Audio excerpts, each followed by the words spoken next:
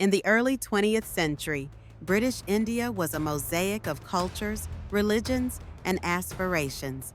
Bengal, one of its largest provinces, was a hub of political activity, home to both Hindus and Muslims. In 1905, Lord Curzon, the British viceroy, announced a plan to partition Bengal into Eastern Bengal and Western Bengal, citing administrative efficiency. However, Indian leaders perceived this move as a divide and rule strategy, aiming to fracture the growing unity among Indians.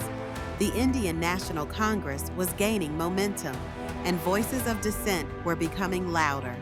The partition ignited widespread protest across Bengal. The Swadeshi Movement was born, urging Indians to boycott British goods and revive indigenous industries.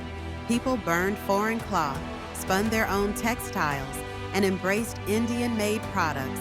Schools, businesses, and political gatherings became centers of resistance.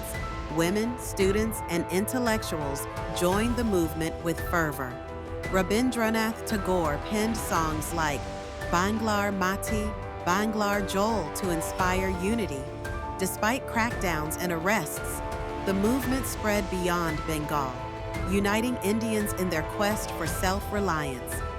After 6 years of relentless resistance, the British government annulled the partition in 1911, a rare concession. This victory bolstered Indian nationalists, proving that united action could challenge colonial authority.